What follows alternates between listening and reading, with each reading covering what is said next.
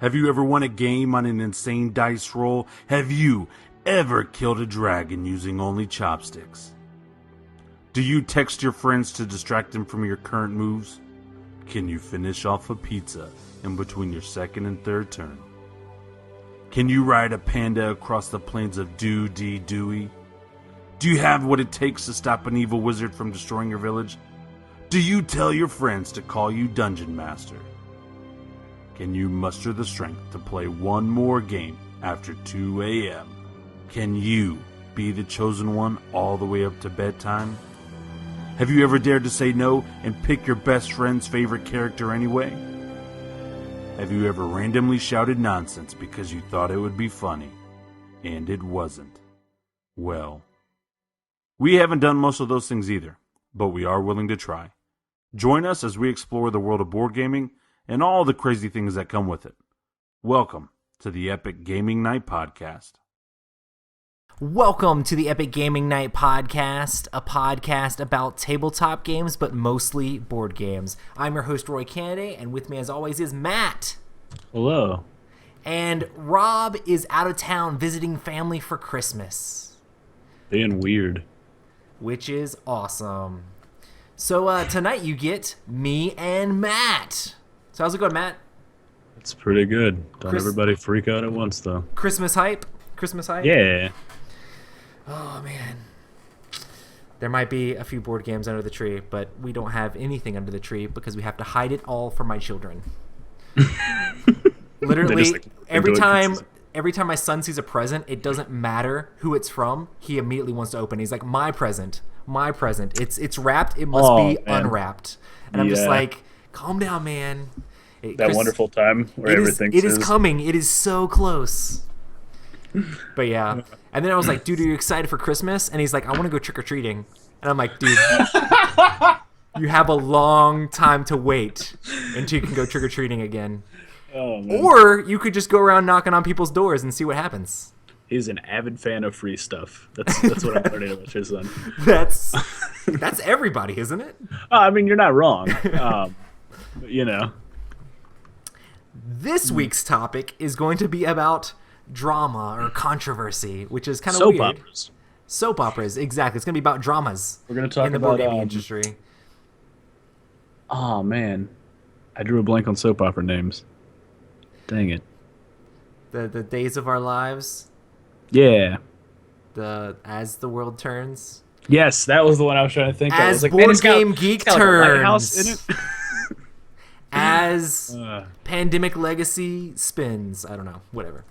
Anyway, but before we get into all the craziness, we're going to talk about what we've been playing. I guess I'm going to start. I had a chance a week or so ago to play a game called Seven Wonders Duel with my friend Trevor.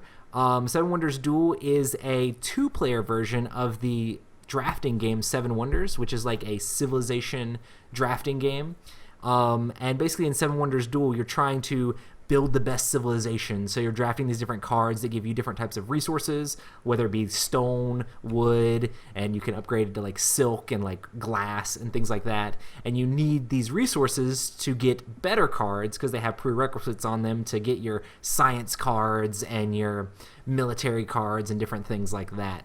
But the cool thing about this game is normally in Seven Wonders, you can play with a bunch of players. It plays up to like 7 or 8 players. And you're drafting cards around the table, and you're all taking simultaneous actions to build your civilization.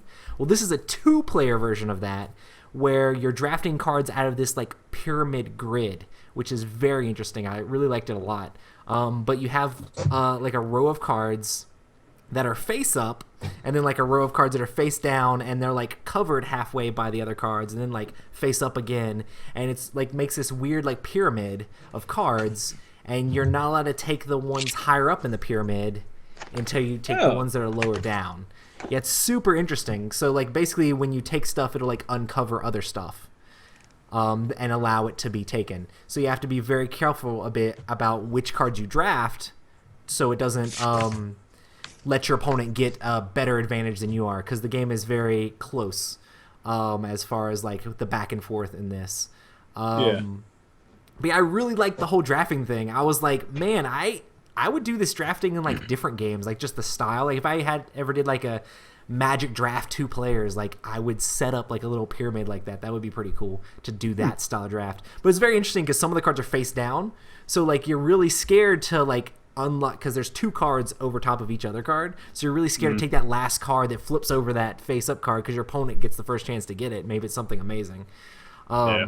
But yeah, it was a lot of fun. There's the whole regular way to win the game, which is just have the most points at the end. There's 3 different ages, and once you go through all 3 ages, of course the cards ramp up in power as the ages go on. And once you go through all 3 ages, whoever has the most points wins. But there's also a second victory where whoever, if you get, there's like a sliding like tug of war military scale in this game, so you can draft cards that have military and it'll go over towards their side and it'll kind of like pillage their stuff and make them lose money, but if it goes all the way over to one like your opponent's side, you could win the game, like if you get a whole bunch of military. So that's a secondary win condition. There's also a third win condition that there's science cards in the game. So if you draft a bunch of these science cards and get sets, you get a bunch of extra victory points. But also if you get a complete set of all 7 of the different types of science cards, that's another way to just win the game. If you get all the sciences, you win. So it's kind of interesting because you can win via points, you can win via science, or you can win via military. It was pretty interesting because when I played with Trevor, at the beginning of the game, I saw the military cards, and I'm like, well, if I get these, I can make him lose money. So I'm like, and they were pretty easy to get. So I started getting military. And so the thing started sliding towards him. And he wasn't doing a super good job. He was kind of preventing me from getting military, but he wasn't sliding it back towards my side enough. Yeah. So during the game, every time I saw a military card that I had a chance to get, I was just getting it. And so that forced him to get military cards to slide it back the other way because he was getting awfully close. We got to the third age, and he's like, there were some face down cards. He didn't know what they were. And I made it to a point where he was going to have to draft one of the cards, and the face down card was going to flip over and reveal something. And he's like, if that's a military card, I lose. Well, he flipped it over. There was a like +3 military, so like it way overkilled him as soon as I drafted that card. So he's like, oh man, I should have picked the other one. Well, he revealed that one, and it was also a +2 military, which also would have made him lose the game. So like, it's fantastic. in the game, you can draft these military cards, or any card that you draft, instead you can turn it into money. So a couple times during the game, he turned his military into money instead of actually using it for its military benefit to slide that thing back over. Gotcha. So because he would have had to like pay to like use it the other way. So he was trying to gain more resources instead of losing resources just to stop me from doing the military thing. But yeah, it was a lot of fun, especially like for 2-player drafting. I really liked the whole mechanic of the pyramid thing. So does it only play 2 players? Yeah, so this is like 7 Wonders is like the huge like drafting game. It's actually really popular with a lot of people. I don't actually own a copy. It's kind of weird, but it's pretty fun because it's like simultaneous actions. Everybody's just drafting at the same time and getting all stuff. There's not a whole lot of player interaction in the game. Besides, there's like a little bit of a military thing. If you have higher military than the people beside you, you can kind of mess them up a little bit. You can give them negative victory points or something silly, But this game is like they took that whole thing just to a 2-player experience and still made the drafting really cool, which is pretty interesting. Okay, dope. But yeah, and it plays relatively quickly too. So I was gonna say it honestly sounds exactly like what goes through my mind, like playing a game of like Civ 5. Because it's pretty much always just that. It's just like get technology, military, science. Destroy your opponents. So, yeah, and it's kind of interesting because like at the beginning of the game, everybody drafts these special wonder cards, and you have to get the prerequisites on the wonder cards, and those will give you extra special abilities. Also, if you get sets of the science stuff, you can get extra special abilities from these little like Pog-like tokens in the game. So there's all sorts of different special abilities that can help you like take extra turns. Like a bunch of the wonders, if you complete them, you get some points for that, and you maybe get a special ability, but then you automatically get to take another turn. So it's kind of cool that you can like combo turns a little bit. So Trevor was able to do some things where it's like, okay, well, I'm going to build this wonder, and then I'm going to get an extra turn, and then I'm going to stop you from getting this military card. So it was kind of cool that he was able to hold me off a little bit in that, and we had a lot of back and forth. And it felt very interactive for that style of game. So yeah, awesome game. 7 Wonders Duel. Good times. Okay, dope. So Matt, what have you been playing? We played a bunch of stuff on Friday since there was a smaller number of people, but Nice. we played Legendary: The Secret Wars 2 expansion, and boy, that game is goofy. Like compared to regular Legendary, it is something else. Mostly because I'm not familiar with anybody in that box at all. So I think we played with was it the Captain and the Devil, which I believe is Captain America riding a T-Rex, which was crazy. We played with Doctor Punisher, Soldier Supreme. We played with Spider-Gwen. Agent Venom. Yeah, we played. It was bananas the whole time. I think we had some Deadpool in there. It was. We were fighting against Deadpool because we were fighting. One of the villains we had was Oh, that's right. Deadpool's Super Secret Wars was the name of the Yeah. villain group. And then we were fighting against the 1992 X-Men from the cartoon, which was fantastic. Yeah, I love the art on all those because Yeah. being a '90s kid, I'm like, yes, '90s X-Men. And it's the first and only thing I've ever seen Jubilee be good in. So Exactly. shout out to that. Jubilee Queen MVP. Sparkles is doing things. But no, so there were some interesting things that were mechanically different from regular Legendary. So we, like the 1992 X-Men, when you beat them in battle, you could add them to your deck and use them as heroes, which was pretty cool. They had a new Spectrum ability in which you had to have 3 different types of the. I don't even know what to call those. Or like I just call them the battle color of the types? cards, but I guess they're icons Yeah. or something like that. But they're like little icons up in the upper left, and so if you had 3 different types of them you played, that is considered a spectrum, and then you could do whatever your card's spectrum ability was. But the neat thing about a lot of the cards in the Secret War 2's expansion is instead of just having one, some of them would have 2. So some of them would have like a tech one, but also like a punch one. So it was pretty neat. And then we fought against Spider Queen. Yes. I feel like she should have had a better name. But I the think it's situation, just like a Spider-Man villain. yeah, I don't know. I don't know enough about this whole universe to be like, oh no, that makes perfect sense. So, Yeah. but so the scenario we were playing is the Spider Queen was trying to learn kung fu. I still love Yeah. that though. For reasons.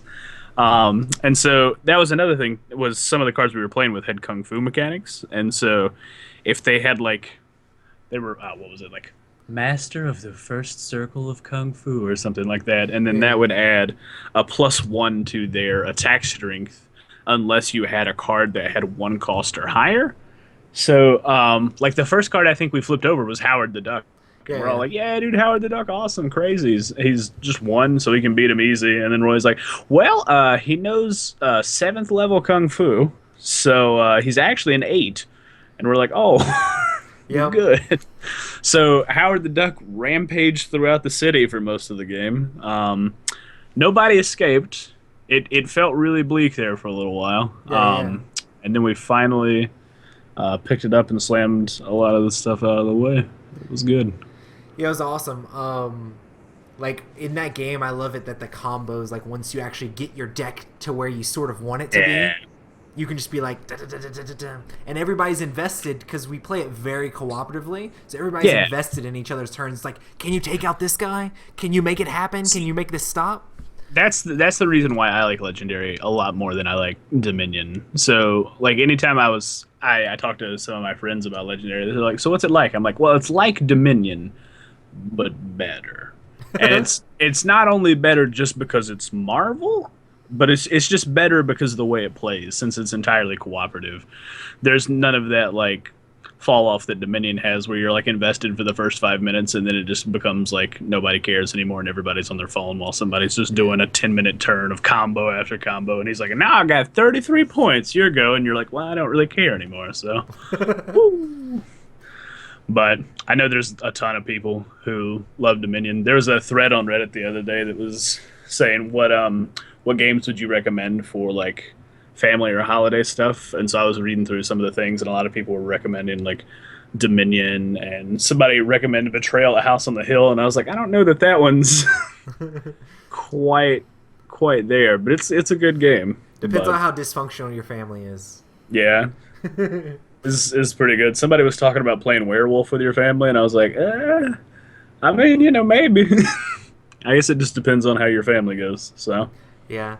The interesting thing about the whole Secret Wars storyline and part of the stuff that makes it so crazy is that like that's what like Marvel's doing right now is the Secret Wars, but it's just like all these different dimensions and realities like mixed together. So you literally have X-Men fighting like different versions of themselves, or you have like these heroes fighting these villains, or these villains fighting other villains. Like it's just everybody in this like battle world thing just fighting everybody. So it makes it super interesting with all this crazy stuff that I've never heard of before.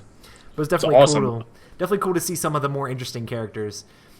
Since I'm not super deep into the comic, whenever I get one of these legendary sets, I just immediately like start Googling all the characters, be like, let me read their wiki real quick so I can sort of know what I'm playing. that was like when you got the Fury Self expansion for Legendary Villains. Like I liked the artwork so much that I like went out, bought the comic, and then read it and was like, yeah, this is good.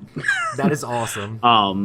Because it's like I don't. They just do such a good job on the cards and all the stuff that if it's something that you're interested in already, you're going to be more drawn in, especially if you don't know anything about it. So Yeah. it's an odd way to advertise, I suppose. Legendary is definitely a ton of fun, and Yeah. it's one of my wife's favorite games to play. But yeah, I just like it. Like if anybody wants ever, like, it's my favorite deck building game by far. But it's definitely like a good cooperative game. I feel like there's a lot of people that have gotten like didn't like the game or didn't give it like a good chance because they went into the game thinking it was very semi-cooperative and they were trying to win by themselves. Gotcha. And I do not play the, like, you can tell I don't play the game like that at all. Like, we have points in the game, but I play it like Legolas and Gimli, like we're counting heads to see who killed the most orcs, but it doesn't really matter in the end. We're working together to fight the villain, but we're not going to be like, haha, I won and you lost. Like, yeah, you're not going to see any of the Avengers go, you know what? I'm done with this team. I can't believe Captain America did that. He killed more people than me. I'm just done. And like Iron Man flies off. Like that would be a terrible plot for the new Civil War film. Yeah. And I think a lot of people were complaining that people would tank the game because they weren't going to win because they had less points than the other people. Like, don't play with those people ever again. Yeah, exactly. I don't even look at the points during the game. So we just do it at the end and be like, oh man, you did the best for us, man. You were the best. Like you wrecked them. You had the best combos, Matt. Like you wrecked that Spider Queen.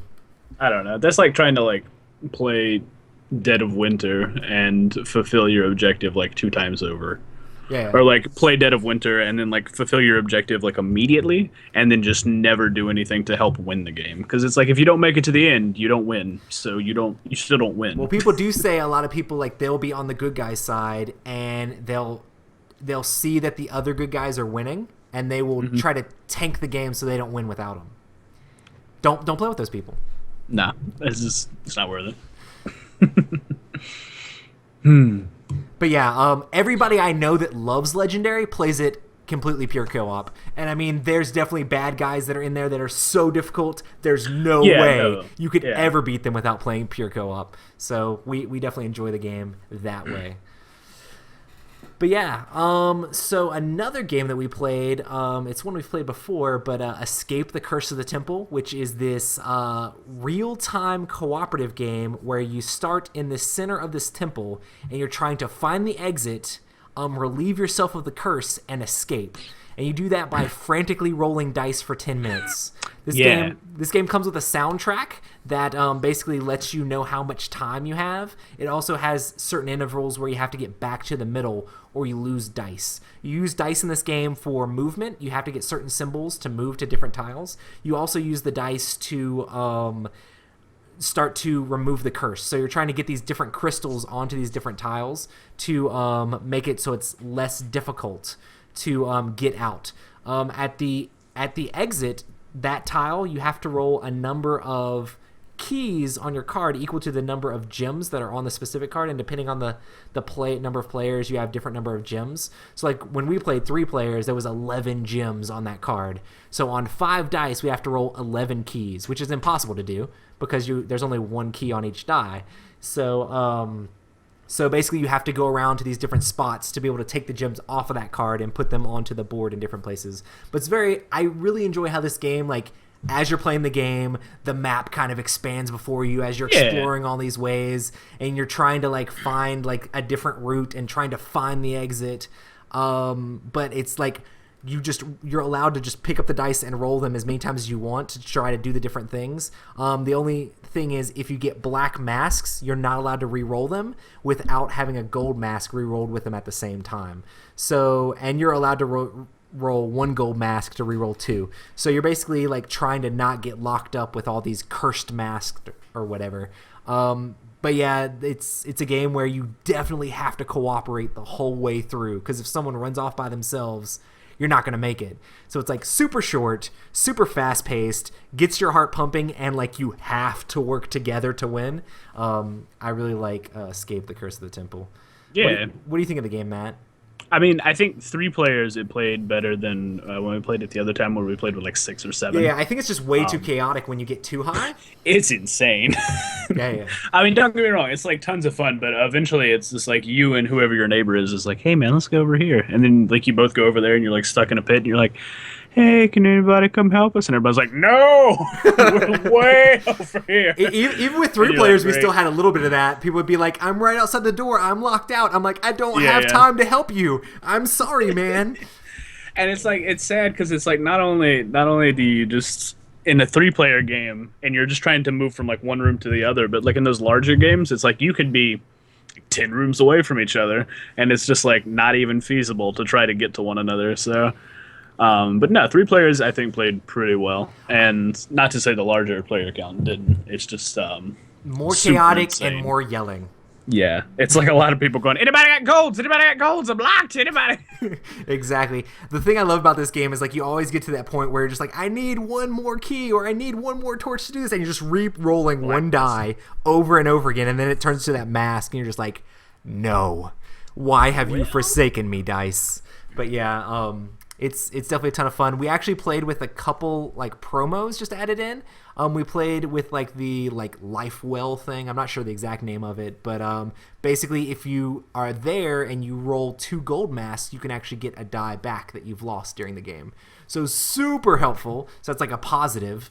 But then we also played with there's a quest that we played with, which was like the snake quest, and it has like this mother snake. When that tile's revealed, little baby snakes appear with all the other adventurers, and they have to roll torches to like chase off or kill the snake or whatever, and then they have to like take out the mama snake before they can actually exit the temple. So that was pretty interesting, like having an extra thing we had to do before we exited.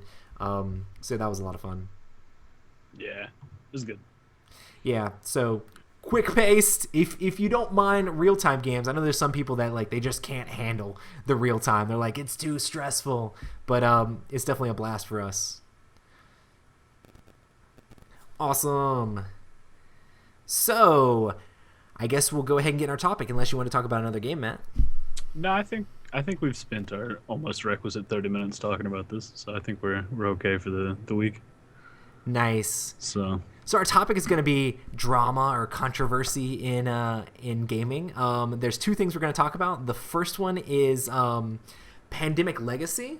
Pandemic Legacy has like shot up the Board Game Geek ratings. Pandemic Legacy is the cooperative game Pandemic, where you're going around trying to cure diseases all over the world and work together as a team, and you're using these cards, trying to get sets of cards to go to these specific places to be able to get cures, and trying to basically eradicate disease from the world. Not really eradicate it, but find the cures and stop it from outbreaking everywhere. Pandemic Legacy is where they took that and added way more story and way more theme into it, so you get to name your character, and like there's different things that happen to you along the game. And I haven't actually got a chance to play this game, but like I've heard that it's like one of the best games of the year. Like It's very, very thematic, and you feel like you're playing through a movie. Anyway, this game just came out like maybe 6 months ago, probably less than that. Like it came out like at Essen, so it didn't come out that long ago at all. And it has already climbed all the way up the ranks to like second place on Board Game Geek, which is awesome. People rating this game 10 constantly. They think the game is amazing. But the controversy comes in where there's a lot of people on Board Game Geek that see this game, they have no intention of playing it or don't want to play it, and they're ranking it ones, and they're saying this game is terrible, this game shouldn't be going up the ranking so high. They're basically trying to sandbag it. I saw a tweet from Rob Davio, excited that his game's doing so well, but really kind of hurt that his game was getting all these negative ratings. He's like, I enjoy feedback if it's like constructive and I can learn from it. I know some games are not for everybody, but it's kind of like counterproductive for people to just never play the game, never own the game. They're rating it a 1 because they like the game that's higher up on the list more than it, and they don't want it to pass it. Like that's basically the reason that they're doing it. Yeah. So what do you think about this, Matt? Well, I don't. I mean, you're like, I don't think about it.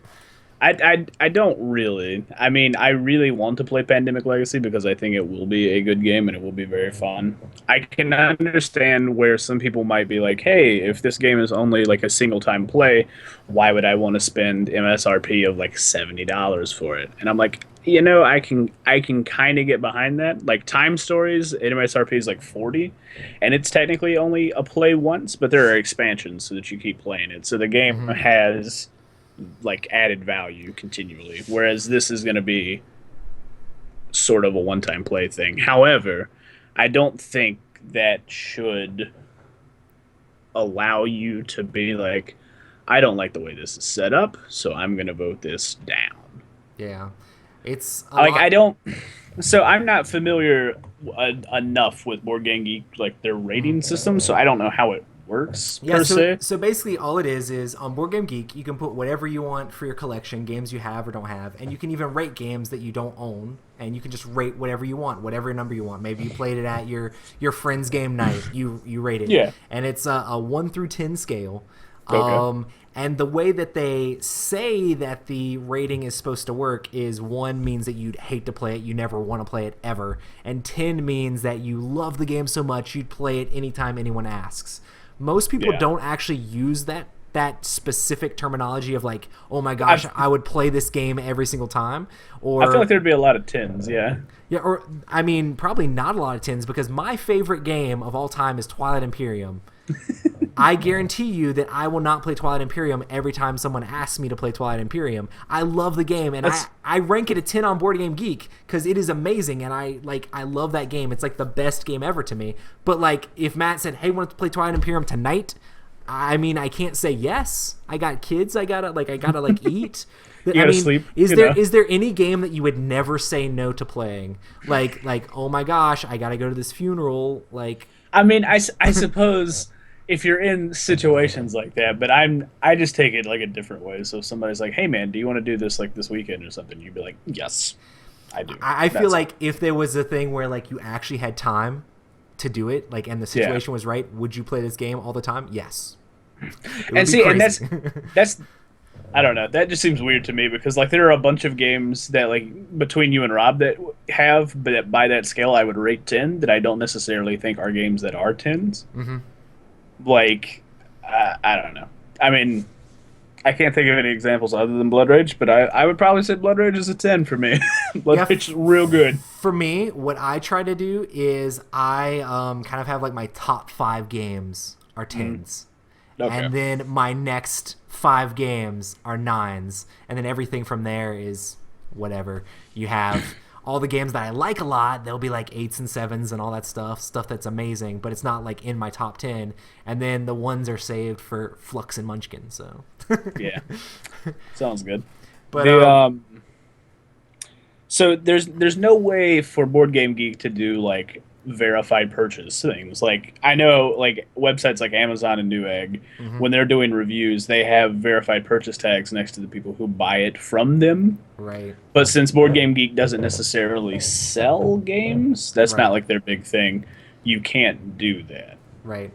And people don't know exactly how the Board Game Geek like algorithm works for their ranking system, like how Gotcha. they order it. They don't have that as public knowledge, trying to make sure that people can't like game the system or do anything specific. But it seems like it's rated off like the amount of tens you have. Definitely helps because Pandemic Legacy has.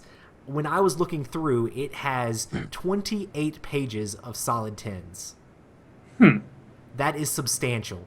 That is Yeah. why it is so high. Because, and the funny thing is, if you look at all those people, majority of those people that say they have all those tins on there have right beside there, it says owned. Own the game. I own the game. Owned, owned, owned, owned, owned. So all these people own the game. And they really, really like it. Like, it's like their best game of the year. It's like number 10. Yeah. It's like perfect score. Which is amazing. And then you go down and look at all these ones that are trying to sandbag it. Nobody says that they own the game. Like, I mean, there's very few, and most of them are just. There's actually like literal comments on there saying, "I can't believe this is going up the ranking so high. I'm basically trying to slow it down so it doesn't go up the ranking so high. So I'm rating it a 1." Like, there's no way. There's no way this Legacy game can be that good. Pandemic sucks. Legacy sucks. I mean, it's interesting. The ones that say like, I have a little bit more respect for the people that are like, I hate the Legacy idea. I don't like the idea of ripping up cards. I don't like disposable games. Okay, that's fine. You can rate it a 1. That's okay. But when you're specifically saying, oh, I hate that it's going up the ranking so fast, I'm gonna rate it a 1. Yeah, it's like Luddites trying to slow down the process of technology. But like, Yeah. there was a small thing in one of the video games I played, maybe 2 years ago now. Yeah. So I play Dota 2 a decent amount. And 2 years ago, Valve said they were going to do a Halloween event that they called Dire Tide. And so Halloween showed up, and there was nothing. And everybody was like, hey man, where's that Dire Tide at? And so there was just no communication at all. So everybody lost their damn minds. Like they went crazy. So like they started calling Valve Volvo. So they went to Volvo's Facebook page, like the car company Volvo, and were just spamming it with like give Dire Tide. They went to Metacritic and were like rating the game 0 like all the time. And so it took the game's rating down from like an 8 or a 9 down to like a 5. Like it was just people were going absolutely insane doing all that.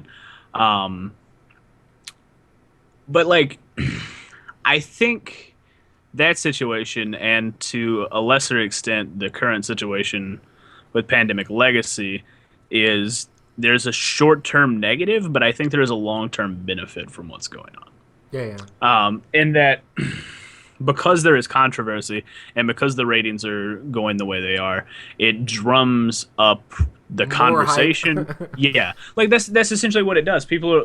People who wouldn't even know what Pandemic Legacy is or might not even have ever heard of it, if they like hear that people are just going absolutely insane about this game and people are going, oh, I love it, and other people are just saying I hate it, they're gonna be more inclined to be like, well, what is it? Yeah. And so I mean, like I said, I think $70 MSRP is a little steep. But you know, some people might still be, if they read up about it and go, no, that seems interesting. I mean, it's more, I think the controversy is more likely to drum up sales than it is to hurt sales. Gotcha. That's just my opinion, because I think most people who buy board games, save like me, will actually do research for the games to make sure that they are something that they want, because they are purchases, you know, that are quite sizable in some cases. So yeah, I mean, that's definitely, like, I watch tons of reviews and all that stuff before I purchase games to make sure that's something I like. And I actually do look at Board Game Geek ratings. Like, I see who's rating it high and, like, what they have to say about it. And I try to look at some of the ratings in the middle, like, people that are kind of, like, on the game to see what they say. And then I look at why people, like, hate the game. A lot of times the people that, like it really high or, like, are really down on it, like, I kind of, like, negate those a little bit because I'm like, well, it could just not be a game for that person. But Yeah. like, I definitely use like the scale of ratings and pay attention to that. And the fact that that game has climbed so quickly is pretty insane. But yeah, it's pretty interesting because like the games that it's beating out are like it just passed Terra Mystica, and that's when people like went crazy. Like it was at 3, and it went up to 2, where Terra Mystica it like passed Terra Mystica, which Terra Mystica is like a fantasy Euro game. It's very like heavy and like has a lot of stuff going on, but it's A lot still, of cubes. yeah, lots of cubes, lots of like cube management. But you're trying to terraform stuff for your species. It looks kind of interesting. I haven't actually gotten a chance to play the game, but I know it's heavy, so Yeah. and it's supposed to be Euro-y. But it passed that, and then the ones just started going. There were some on there already, but the ones went crazy, and it fell back down. Well, at this point, it passed it back again, so it went back up to 2. So it's kind of. I feel like there's people now that are rating it 10s without actually having played the game, just because of the other effect. So it's like this just weird rating thing going on. I mean, I think all of this in time will pass, and it will equalize, and it will take its place in the top 5 for sure, because that's where it definitely should be, because it got there without all of the negatives beforehand. Yeah. I think it's just a bunch of grown men who really like board games acting like they're 12-year-olds, because I mean, hey, what's a better way to introduce people to a hobby than to show them like the angry video game nerd? Like, you know, like I don't know. It just a bunch of people being dumb. But Well, that's just me. Eventually I'll play the game, and I'll actually get to put my rating on Board Game Geek Yeah. after I have played it. That'll be great. Yeah. We'll wait Rob. we'll wait till that point. I might have to get my own copy so I can actually get it to the table. I was watching it on Amazon, and I think the lowest I saw it get on Amazon was like $45 or $50, and I was like, should I buy this? I'm pretty sure the copy that I got for Rob was like right at 50. So, Yeah. but yeah, that was like right when it came out, like right after, like during Essen. I was like, gotta get this, and then it like went into Rob's black hole of Yeah. board games. We love you, Rob. We miss you. You're the best. Yeah. I think that this whole ratings issue goes into like a bigger issue that people have had a lot recently with like, so the internet allows people to collectively come up and rate things and say, hey, yeah, this is this and this is that. And so when you're rating things on product reviews, it's a lot harder to, it's a lot harder to like fudge things to where you can be like, oh yeah, this pasta roller was terrible. It didn't roll anything, you know, because somebody's gonna read that and go, this guy clearly doesn't know what he's doing, and just move on. But with board game ratings, I feel like if you know a decent amount about the mechanics, you could make a point to somebody who doesn't know, because board games are so inclusive in that each game is different mechanics wise, that somebody who's never played it could read a review and somebody might fudge some of the things and then they believe it to be real. So like for me, if I'm going to buy something or watch a movie, so like the same issue persists with Metacritic and like things like Rotten Tomatoes, where they try to blend reviews from all of their user base.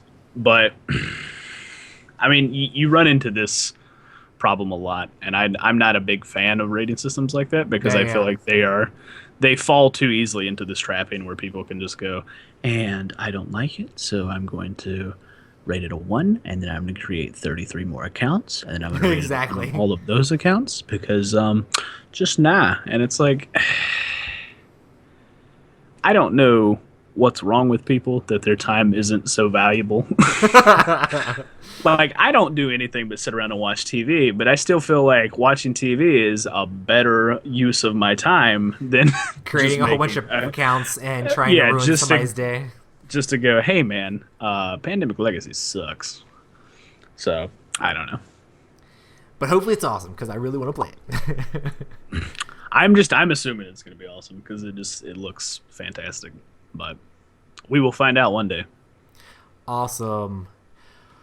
Cool, so I guess we'll pass on to our next drama thing. This is the one that is super crazy. So Asmodee announced that they are combining all of their efforts in North America into like one thing called Asmodee North America. And they're going to actually have Christian Peterson as the CEO of Asmodee North America, which is pretty cool. But they're going to be doing a lot of interesting like switch ups and changes with how they run like the company for that stuff. So one thing that they're going to do is they're going to be switching up distributors. So like some of the Asmodee stuff, like the Days of Wonder stuff, was stuck on like one distributor. They had like exclusivity rights. They're going to be opening that up to like these other distributors. And I think it's mostly like Alliance and GTS and several different distributors. But they're going to change up their distributors and they're going to go with these specific ones and cut out other ones. I don't know all the different distributors that do all that stuff since I don't actually run a board game store. But I mean, I've heard of Alliance and I've heard of GTS and stuff like that. So they're just switching that up and trying to, I guess, make it so some of their stuff's easier to get, but some of their other stuff, like the Fantasy Flight games, was pretty much you could get it through almost anybody. Now they're going with like these 4 or 5 specific distributors that you have to get Fantasy Flight games from, which is kind of interesting. But they're also going to be making it so that any game store that wants to sell their games needs to be a Fantasy Flight or a Asmodee specialty retailer, which means a few different things. For one, they are not allowed to sell any of their Asmodee games online, so they can't have an online storefront and to sell those games on, or they can have an online storefront, they just can't sell those games at their online storefront. So anything that's done by Asmodee, Fantasy Flight, Days of Wonder, any of that stuff under that Asmodee tree. And they're also going to try to do a lot more like promotional stuff and like push the tournaments a lot harder, which is kind of interesting. And so there's a big uproar on the internet about, oh my gosh, they're cutting out all these different online sales. But they also said that they're going to be limiting the online sales for all these like little small like stores and stuff like that. They're no longer going to be able to do it, but they're going to allow online sales through specific exceptional board game retailers. I'm not sure what all that involves, but I saw a post from someone from GTS saying that Cool Stuff will still be able to sell like games and stuff like that. They just, I think they're going to have to like break off their storefront or something there, or they're not going to be able to mingle their storefront with the online stuff, at least for the Fantasy Flight things. So that's kind of weird. But I think basically what they're trying to do is make it so that they're helping out the friendly local game stores in a way by making it so that the deep discounts in these bigger online stores aren't so deep. Because I think what they're going to be doing is the retail or the wholesale price that the online store pays and that the stores pay is going to be different, so that online stores don't get as much profit if they do these ridiculously deep discounts. So they're trying to hold up these friendly local game stores, and in their little disclaimer thing, they're talking about how they're super important to the industry because we got to run these tournaments and stuff like that. And if you don't have one that you live around, sorry, but these guys are still really important. Sorry, you don't get your super cheap discounts. They said that they're not going to do any specific price fixing. They're not going to tell you have to sell it for MSRP, but they're probably going to raise the wholesale price so that it makes it so you can't really gain profit if you don't cut too far. But yeah, it seems like crazy stuff. Like people online are losing their mind.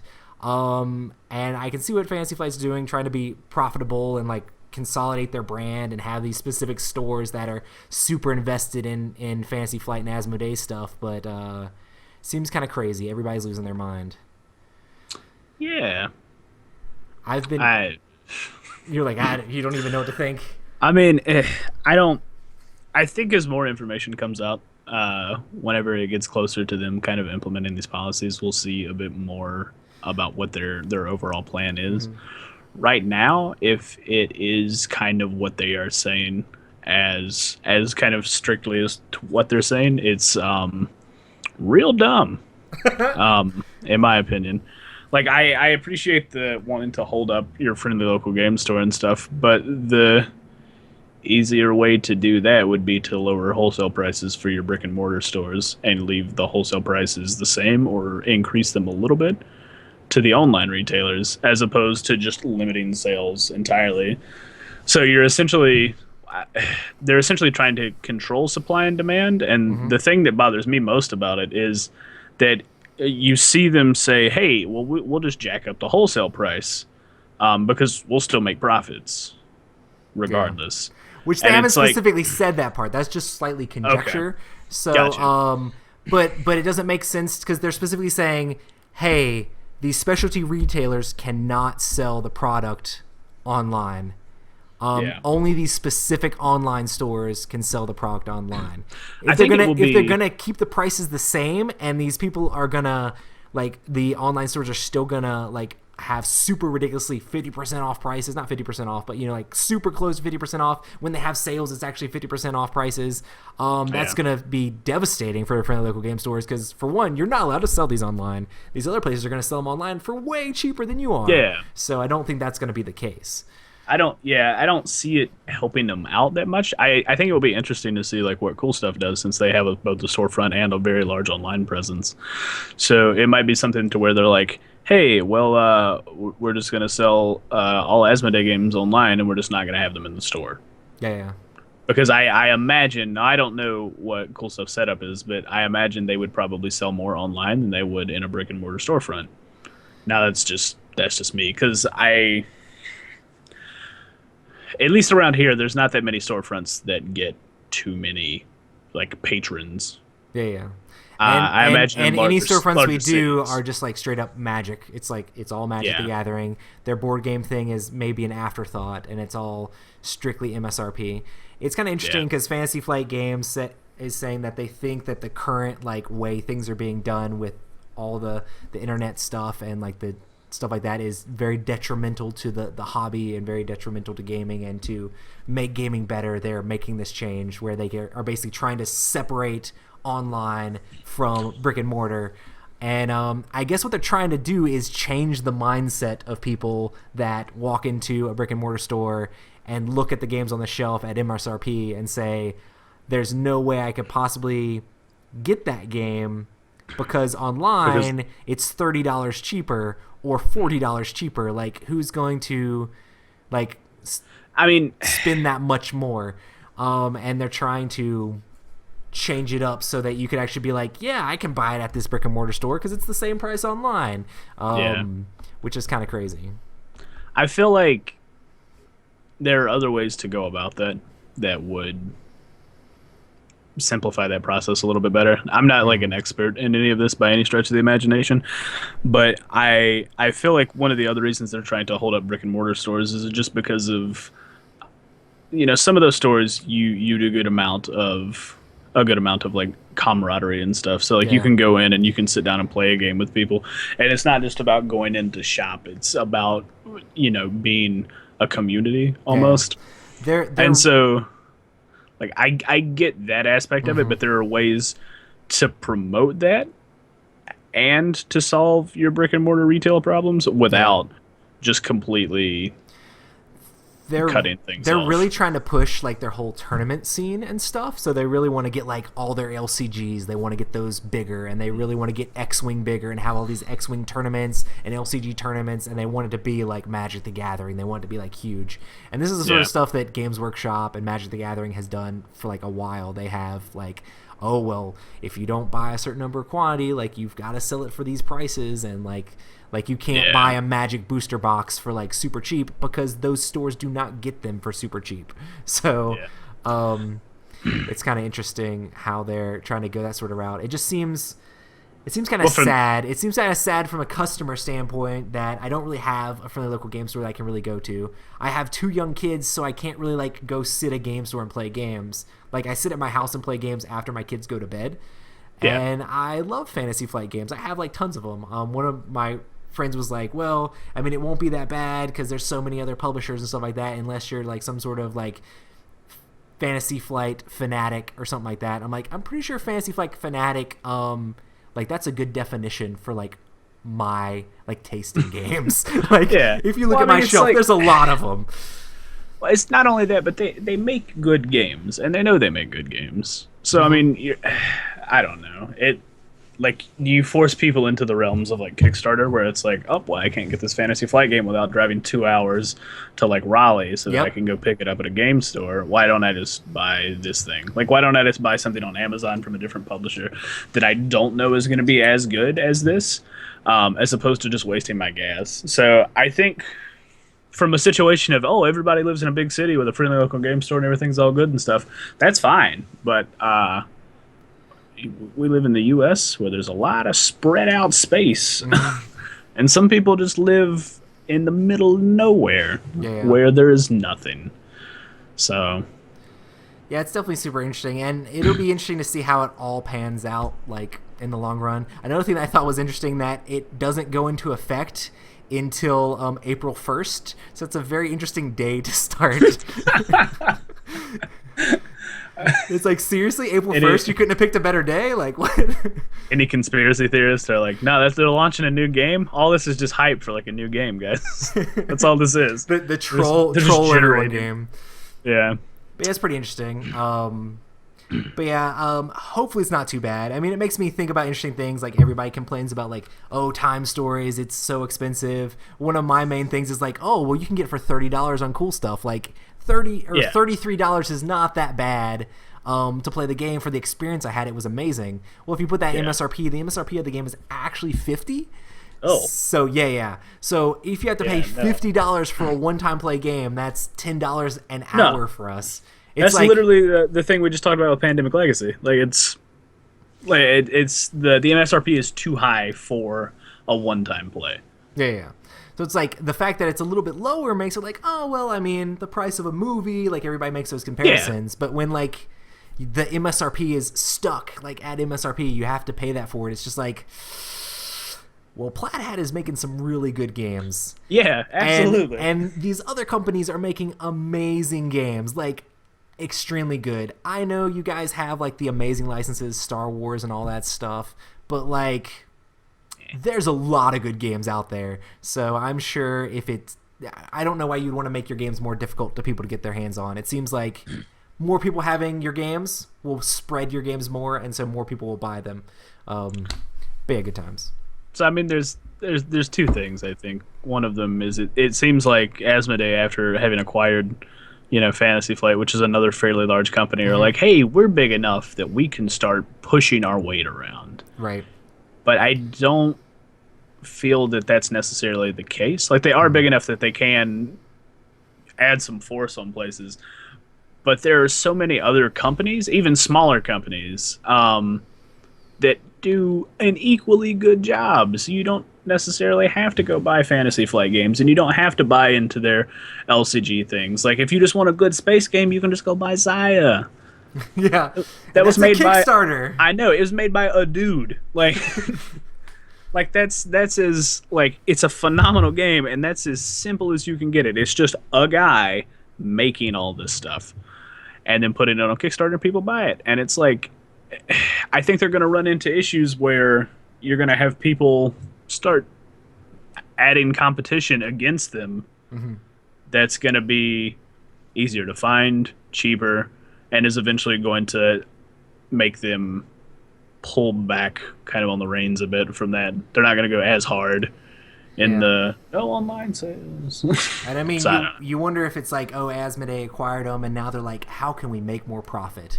Well, what we're going to do is, these online game stores are selling like crazy.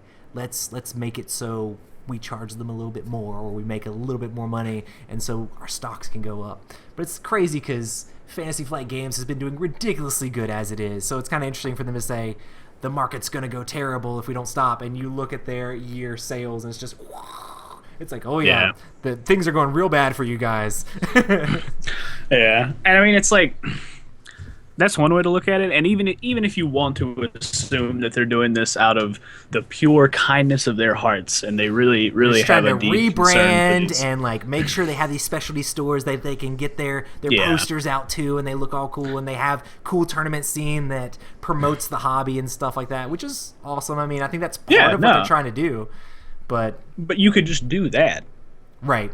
I mean, like that's the thing. If they really want to hold up friendly local game stores, I can't imagine it would be too difficult to have somebody at the friendly local game store that you send them a copy of each of the games that you want to promote and say, hey, do you know how to play these? If you don't, we can teach you. And then have that person be like, And I mean, they are trying to do more of that stuff. They actually like had a thing where there's like you can apply to be like part of their demo team, and they'll have you demo at different stores, and they'll take you to conventions to demo things and stuff like that. And they're actually gonna like pay people with games and pay people with like actual like money when they're doing these events, which is pretty cool. But I wonder if that's like part of it as well. I don't know. I don't know. I feel like you could do that to where you had people in brick and mortar stores that would be able to demo Asmodee and Fantasy Flight games and sit down with people and show them this. And you can do the tournament scene stuff. You can do all this demo stuff. And then if the brick and mortar stores still feel like they're not selling enough games, you could easily cut a deal with them and say, hey, if you buy a bulk quantity of this much, what we'll do is we'll discount it by this much. Because what we're going to try to do is we're going to try to push the promotion in-store so that you have a lot of in-store sales. Right.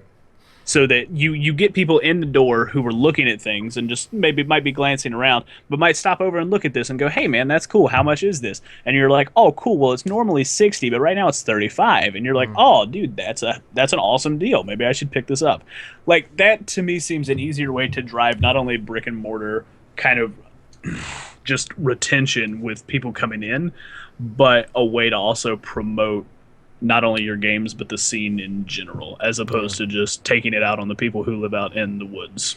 It's pretty funny that they're like, hey, let's help the brick and mortar stores. We're going to like do all this stuff to help them, but they're not allowed to sell online. You have to get rid of all that. It's like, yeah, it's got to still sting a little, but I'm hoping it's going to turn out all right. We'll see. I think that's something that we'll probably keep watching and report back on as we get more information, just as everybody else does. I'm very interested to hear Rob's take on it. Oh yeah, I mean, we're two of like the most like laid back. We're like, yeah, I mean, it'll be a thing. I mean, there's games out there. Yeah. Like Rob would be like, ah! Rob's like, I buy all the games. What's happening? Yeah, it's kind of funny because like people were talking about, oh my gosh, this goes into effect April 1st. I better buy all the Fantasy Flight games right now before they up the price. It's just like, what? People were like, this is just a marketing scheme. Haha, tricked you. Like, you bought all our games for no reason. Oh man, can you imagine how many customers they would lose if they did that? Yeah. Like how many people would just bet, nah, I'm just done. That's so childish. But yeah. So overall, the entire board gaming hobby is not going to end because of this.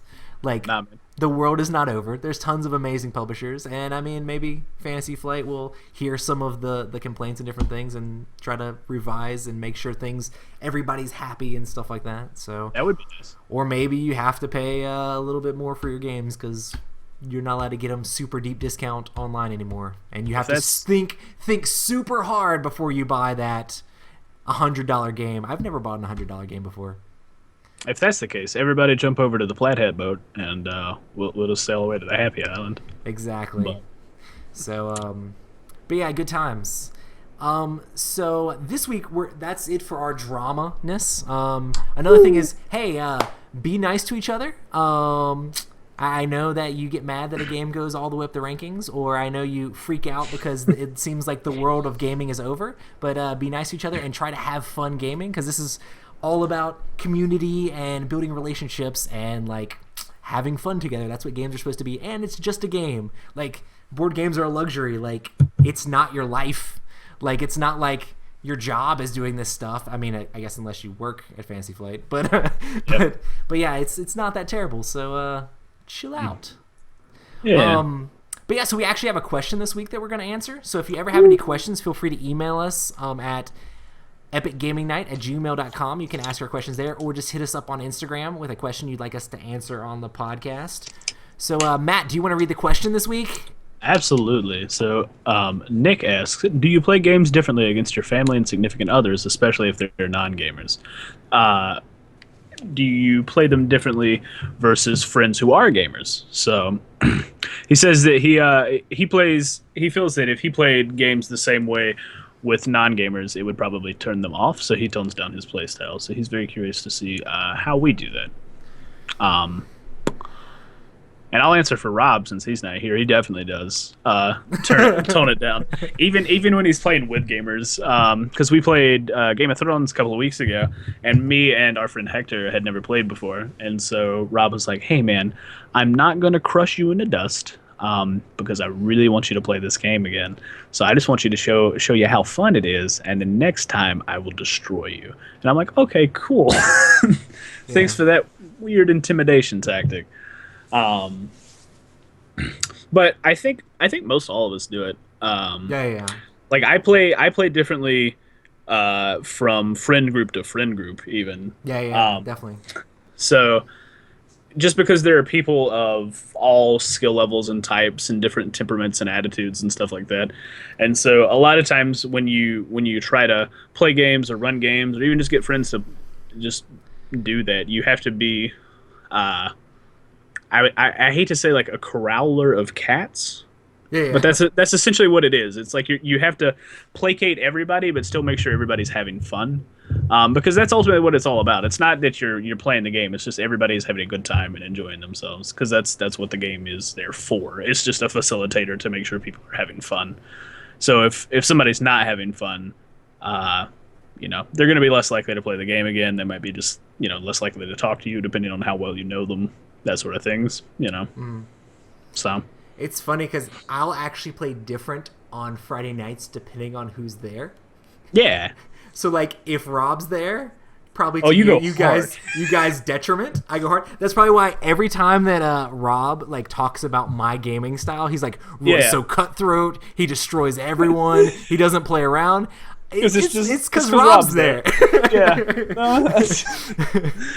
No, I understand. But I mean, yeah, no. And the other thing too is like, and I can't think of anybody personally where I would have to do this, but you also have to like consider people's intelligence levels. Oh yeah. So like when we were playing Rex, Rob did something to me that I did not expect him to do. Like he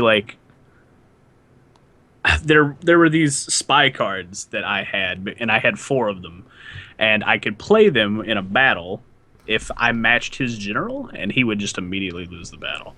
And he's like, I'm going to use my 7. And I'm like, do I have the spy for it or not? And so I'm bluffing. And Rob's like, what's the guy's name? Because they each had like unique and interesting names. And I was just like, well, you called the bluff. All right. I have no answer for that. But it's just like, wouldn't you like to know?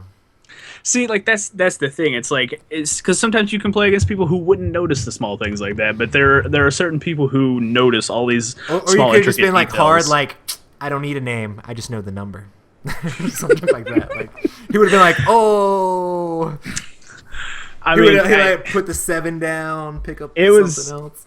It was insane. Like he just said that, and I was just like, he got me. I can't. I can't think of a comeback. We're just done here. All right. Yep. No, you win the battle. That's fine. Whatever.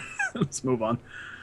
But yeah, I definitely try to play different against different people. Like I would never trash talk with my family or like say anything crazy. Like why would I do that? Why would I be like, oh, schooled you in that game? Like why would I? Are you slam your cards down on the table? Get on my level, Dad. But like if me and Rob are together, it's just constant like, Rob, you need to do this, we gotta do this, it's all these things. It's like, oh my gosh, I can't believe you didn't do that. You're a traitor, you're terrible, you're a terrible person. And you want us to die. Like it's your fault this is happening. But it's completely different with my family. It's just like let's have a good time. Like I'm trying to make sure everybody's having fun, and I still have a problem with like holding back, like playing the best of my ability. But I've pulled punches before and stuff like that too. So I will say in the realm of smack talk and family, your dad is a master of very soft smack talk. Like he's just like, hey man, I mean, I don't want to kill you, but you're making it so that I have to. And it's just like, oh, neat. This is fantastic. I just ignore him. I'm like, whatever. Take your turns faster. It's oddly intimidating because he's like, it's just all smiles and like everything's like going real good and stuff, and it's just like murder. And you're like, oh great, neat. I'm not taking the trash out, Dad. This is my house. You take the trash out. I pay the mortgage. Good Yeah. times. But yeah, so yeah, we definitely switch up the ways we play the game depending on who we're playing with. And I mean, my goal when I play or teach games to people is so that people enjoy it. Like we had to try to have a good time, have fun. Like Yeah.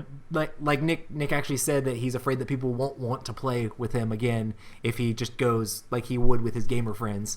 But yeah, it's probably true. Like if you're just like, and this is how you And I play mean- the game.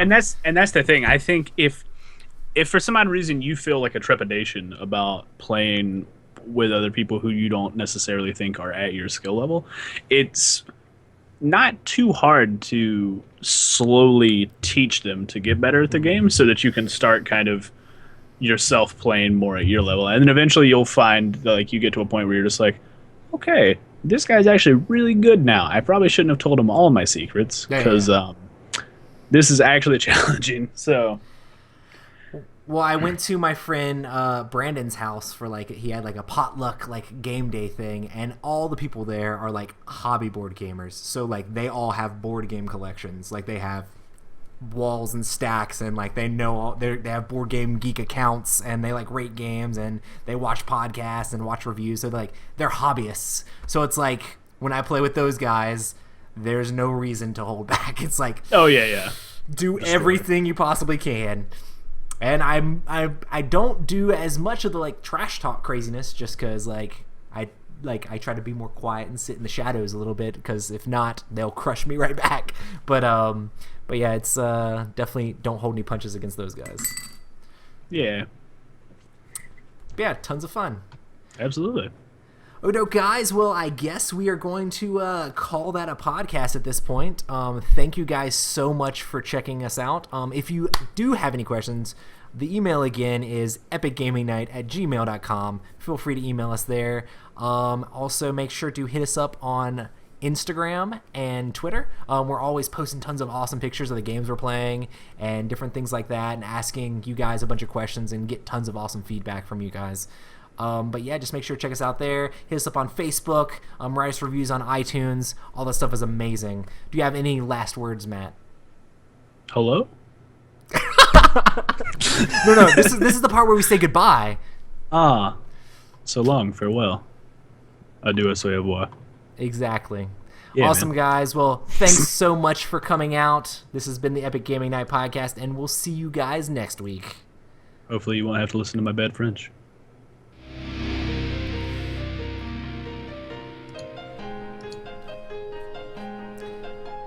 Dance party. Exactly.